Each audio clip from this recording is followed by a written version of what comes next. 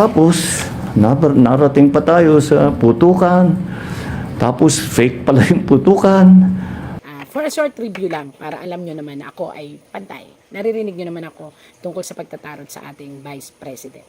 Ngayon naman, President ang ating itatarot. But before that, kung napansin nyo, nagtarot na po ako tungkol sa ating President at maraming warning noon ang tarot sa kanya. Na actually, kung pinakinggan lang po at nanawagan pa ako na kung sino ang nakakarinig ay payuhan ang ating President, kung yun lang po ay nasunod, hindi po sana nagkaroon ngayon ng isang maatikabong paglalabas ng emosyon ng sanlibutan na ikinabagsak. Sinabi ko po yan noon, babagsak at iikot ang sitwasyon. Mawawala ang tiwala ng mga tao sa mga tauhan ng ating gobyerno. Nangyari di po ba? So, ngayon po, ito na naman tayo. Ipapaliwanag ko na naman na ito po ay pantay na pagbabasa ng tarot. Ito na ho. Ang para po sa ating President Bongbong Marcos. Ayan. Kita nyo po ang tarot. Medyo may reflector lang kasi gold siya ngayon. Siya yung feel ko. Pakita mo sa akin kung ano ang dapat kong ipaliwanag at sabihin. Ang lahat ng aking sasabihin ay naayon sa iyong ipakikita at ipagtatapat sa sanlibutan. Bongbong Marcos, Presidente ng Pilipinas. Yan po ha. Kita nyo po, scattered po yan. Ang sabihin yan, talagang ginugulo ko po para walang bias. Wala yung sabihin yung scripted. Ayan. Dito pipili lang po ako. Since hindi po ako si ating president, ire-represent ko po ang pangalan niya. Point? Ay, naglaro pa ako yan. Ito po ngayon ang nararamdaman ng ating President Bongbong Marcos. Kung napapansin niyo po, ang puso niya. Ayan. Bakit po ang puso niya ang inilabas? Sa nangyayari po ngayong tensyon, sa nangyayari po ngayon na balitaktakan, sa totoo lang po, walang masisisi kung hindi siya. Kung actually, ito baka sermonan ko pa nga po yung mga taong nakikinig na talagang sasabihin nilang sila'y makamarcos. Kung talagang makamarcos kayo, sana narinig nyo noon ang YouTube at vlog ko. Napayuhan nyo po ang ating presidente, kung sino man ang nakaririnig nito, na maghinay-hinay sa pagdidesisyon tungkol sa isang pamilya. Dapat po, lahat ng nangyayari, kahit sabihin pa po natin na alam niya o hindi niya alam, at the end of the circulation of the game, sa kanya ito ibabato at siya ang mawawalan ng reputasyon at pangalan kapag itinuloy niya ang laban sa Duterte family. Sinasabi ko na po ito noon kasi nangyari na eh. So it means totoo ang aking hula, totoo yung vlog. Pero ito, nakita ko ngayon dito, ang kanyang puso ay puno ng pangamba. Bakit? Sa nangyaring sitwasyon ng butuhan, ipinakita ng sangbayan ng Pilipino na ayaw na nila sa sitwasyon ngayon. At bakit nangyari yon? Dahil po sa, hindi natin alam, kasi ang nakalagay lang dito is dahil sa mga desisyon na hindi napag-aralan. At ang ginamit ay ang impulsive thinking or yung sinasabi natin na kung ano ang may, kumbaga sa papel, ito, binigay ko sa inyo, hindi na niya siguro nabasa, tuloy-tuloy lang, and then pinatupad, and then ngayon nagkagulo. Ang naging kalaban po niya ngayon ay ang sambayan ng Pilipino. Pero marami pa rin naman po nagmamahal sa kanya. Ayan, ang dami pa rin naman po nagmamahal sa kanya. Again and again, kung may nakakarinig po nito na President Marcos po, sana po mapagpayuhan na wag basta makinig, wag basta magdesisyon. Hanggat maaari, i-stop ang lahat ng issue sa isang pagkaing nagbigay sa iyo ng anghang. Kasi kapag ito ay nilagyan mo pa ng nilagyan ng anghang ang isang issue na yan, maniwala po kayo, mapapaso kayo sa dulo. At ang kalalabasan ng pagkapaso, sunog. At ang sunog, pagkawala ng kung anong meron. Yeah.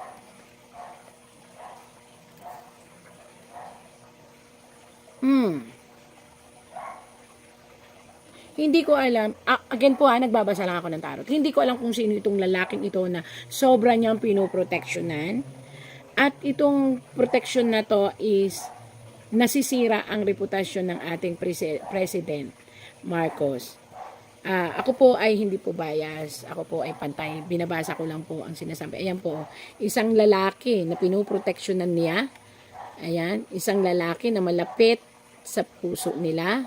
At ito ay may, parang matatanggap, may tinatanggap itong kayamanan or pera or what na ibibigay ng, siguro parang mayroon silang hinahabol na pera or batas na para talaga sa kanila. Kaya ayan may cup siyang hawak, tapos may isda, na kaya nasa cup, gold pa yung cup, ibig sabihin malaking halaga ito na yon ay mapapasa kamay nung lalaking yon. Pagkatapos, may usaping agreement. Hindi ko alam kung ano ito. Ayan po. Yan ang pinoproteksyonan. At sa pagproteksyon niya po dito, hindi ko alam kung sino itong lalaking ito, ay maaari pong masira ang reputasyon niya bilang isang presidente. Hindi ko po alam. Wala naman po akong alam sa ganyan-ganyan. Binabasa ko lang po ang tarot. Isang revelasyon ng inyong tarot na parang ngayon lang kayo nagigising na may 1, 2, 3, 4, 5, 6, 7 tao po ang parang bubuyog na bulong ng bulong sa inyong tenga ang sinunod ninyo. At kung sino man po ito, na 7 taong ito, kung naririnig nyo man po ako, aming presidente, sana po ay hihinto nyo na po ang pakikinig dito sa 7 taong malalaking ito na bubuyog. 7, 1, 2, 3, 4, 5, 6, 7. 7 po siya. 1, 2, 3, 4, 5, 6, 7. 7 talaga. 7 siya na tao, pero ang isa, hawak mo. Ibig sabihin, nasa paligid mo lang at babae ito. Sana po lahat ng bulong-bulungan, lahat ng mga request, lahat ng mga pinag-uusapan ay pag-isipang mabuti. Kasi po, nakita po dito na kaya kayo nakabikaka, ayan, kaya po kayo nakahawak ng ganyan. Ang ibig sabihin po nito ay failure, ang kalalabasan ng kung ano man pong pag-uusap na iyon.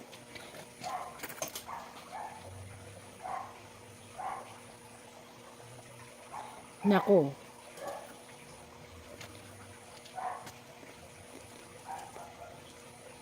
Ang sitwasyong ito ngayon na inyong kinakaharap po ay kinakailangan yung pagkaingatan. Kumuha kayo ng magaling na advisor na tuturuan kayo ng tama. Kasi po may isang malaki pong pagsubok na darating sa inyong pagkapangulo. At ito po ay tungkol sa mga tao na magpupumilit na kayo ay pababain sa pwesto. Sinabi ko na po yung totoong nakita ko po.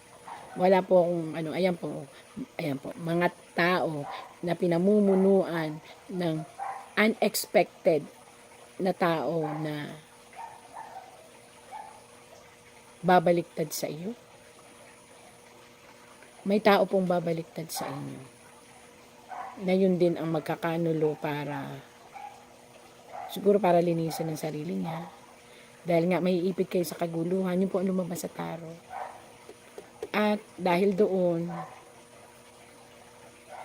taong bayan na naman ang gagawa ng paraan. At magre-request na kayo po ay bumaba sa upuan. So yan po ay parating na pagsubok sa inyo. Para po hindi na mangyari yan, ang clue, pag-isipang mabuti. Kung maiisip nyo po, hindi ako against, wala akong against. Ako pinagbabasa lang at ibinibigay lang ng tarot ang kasagutan kung paano mababawasan po yung sitwasyon na yan. Ibig sabihin, pag-isipang mabuti lahat ng desisyon. Hanggat maaari, parang pagkain ho yan eh. Hanggat maaari, ikaw ay umiwas sa sobrang anghang. Napasok ka na nung una, wag mo nang ulit piliting hawakan. So yung mga hindi po ako nakikialam, nagbibigay lang po ako ng payo. Yung mga kasamang mga nagsasalita sa inyo na ganito, ituloy ito, ituloy niyo ang impeachment, ito naman request for impeachment. Tandaan niyo po, napaso na kayo sa ama. Huwag niyo nang hayaang mapaso ulit kayo sa anak. Pag-aralang mabuti. Again and again po, pag nagkamali po kayo ng desisyon, Mr. President, pagbagsak po ito ng political career ng pamilya. Ito po yung naitarot ko na rin po dati kay Ma'am Emmy Marcos na mahihirapan. Kung napansin nyo dati, ang taas ng rating niya. Tapos pumasok siya nitong huli. Tapos inendorso pa po ng ating Ma'am Sara Duterte. So, ibig sabihin po noon, nanganganib na mawalan ng, hindi naman po lahat kasi, yun sinasabi ko, hindi naman po lahat ng tao ay nagagalit. Pero, karamihan po ng tao nag-iisip na masyado na pong personal, nawawala na po yung batas. So, dun po nakakatakot. Baka biglang, yun din po ang magbigay ng trigger para ang mga tao ay mag-aklas. Kaya sana po pag-isipang mabuti. Pag-isipang mabuti po, kasi ako para sa ikabubuti ng lahat.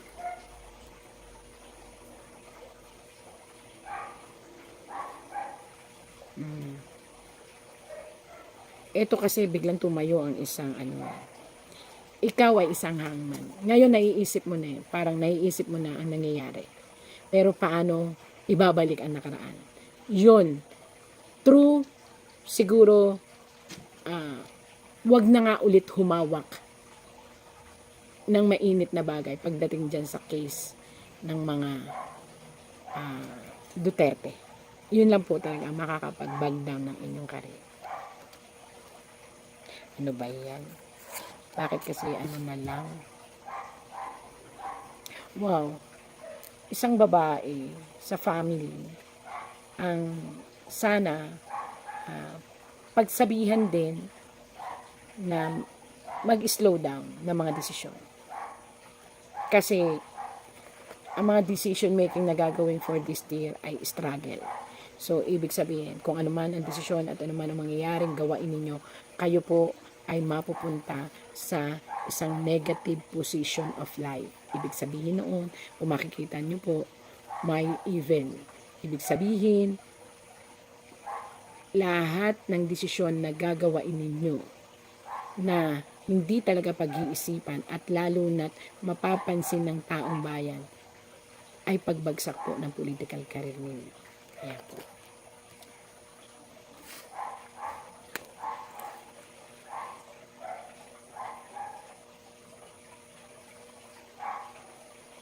Marami po ang nag-iisip na ito po na magsama-sama para po lumapit sa inyo at hilingin na ihinto na ang anumang bagay tungkol sa kaguluhan na kinasasangkutan ng tungkol sa ICC po. So kung ang payo po sa inyo ng tarot, kung kaya nyong ibigay, ano ba ang kailangan, perma para makalaya, kung ano po, ito po payo lang ng tarot. Para po hindi na tumuloy-tuloy ang dilema ng emosyon ng mga sambayan ng Pilipino. At nakalagay po kasi dito, pag hindi nyo nagawa ng paraan, ang taong bayan ay magiging isang anino. Pag sinabi pong anino, sumusunod, pero maaaring yung pagsunod na yon ay kunwari lamang, tapos maging cause ng big problem ninyo. So, yun po ang sabi.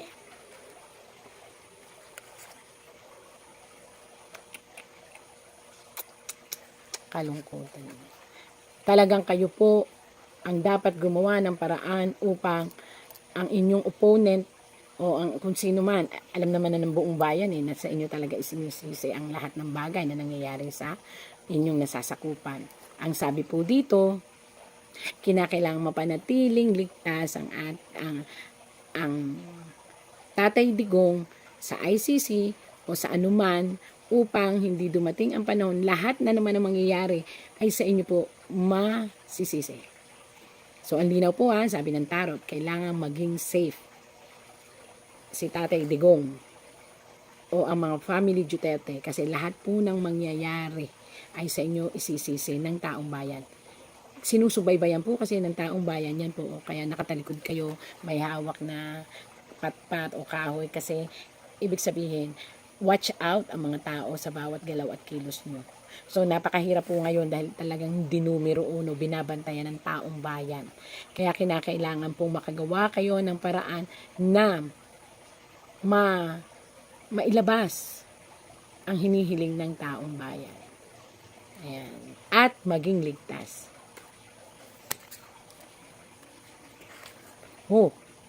Naku po, tandaan nyo, anumang mangyayari sa buhay ng tao na ngayon ay naging dahilan kung bakit napunta kayo sa hot seat, pag-aaklas ng buong sambayanan. Kaya pag-isipan nyo mabuti ito. Can we say that what is happening to our country today is the consequence of a failed presidency sa ating Pangulo? Hindi siguro masamang sabihin ng diretso. You can no longer accomplish grand legacy projects in the remaining 24 months of your administration. At sa bigat ng kalagayan ng ating ekonomiya, mahirap paniwalaan na may sino man sa pamahalaan na kayang agad baliktarin ang ating economic situation. It has been almost a year since the 2025 SONA, isang taon na ang lumipas, halos. Nang marinig natin ang mahiya naman kayo speech ni Pangulong Marcos. Isang talumpating lumika at nagmulat sa mga mamamayan sa pinakamalaking nakawan sa kasaysayan ng ating bayan. Mga multo at maanumalyang proyekto na pinondohan ng 19th Congress sa loob ng 3 taon. Pagsasabwatan ng pinakamatataas na pinuno ng pamahalaan sa Kamara, sa Senado, sa DPWH, sa DBM, at kung sino-sino pa na nagtatago sa anino ng mga makapangyarihan. Matindi ang naging babala ng Pangulo. Matapang ang kanyang salita noon. Ngunit ngayon, ang tanong ng bayan, Mr. President, ano na? Ano ba talaga ang nangyari? Ano ba ang punot dulo ng nakawang ito? Sino ba talaga ang mga nagsabwatan? Sino ba talaga ang mastermind?